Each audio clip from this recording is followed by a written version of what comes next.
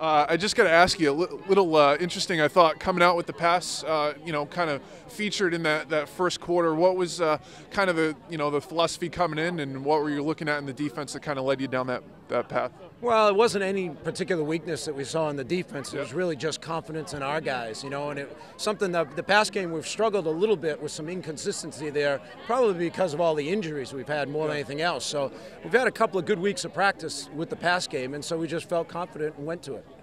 Speaking of injuries, you guys kind of been mixing and matching here in the last couple of weeks to get Alex back. Peter's getting injured on the offensive line, and then tonight Carmichael goes out. You've had some guys kind of coming in and out, but a lot of kids stepping up and filling gaps as well. Yeah, I'll tell you, that's why I'm so proud of these guys, because we've been going through that now for about 6 weeks, and asking guys to play different positions from week to week, and losing Harry tonight, he's one of our dominant players on both sides of the ball, and so we had to use Peters out at defensive end. He hasn't gotten many reps out there, and he's banged up with his shoulder, and we had to use Beckwith as an offensive guard. So, I mean, that's when it helps to have some seniors with some experience and poise out there. Just got to ask about Ryan again. Just really did everything that was needed of him tonight.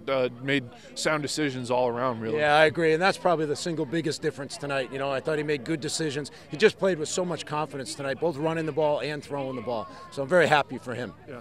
And Dwayne stepped up huge in that fourth quarter. That third down completion there on that little screen pass to get you the first down, set up the touchdown, and then obviously the 75-yarder to ice it. Yeah, he's a tough nut, and he's a great kid. I mean, he's coachable and all that stuff.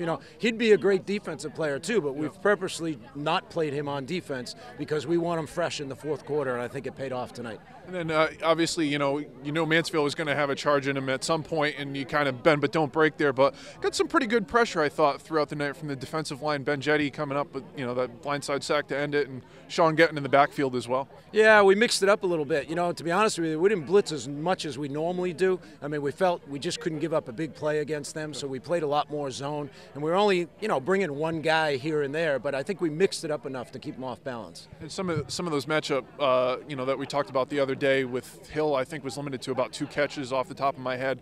You got to be pleased with the secondary and what they did tonight. Yeah, very pleased. And we've been banged up there. So Jack Blase at one corner and Alex Jetty at the other. Those guys have been out for a couple of weeks.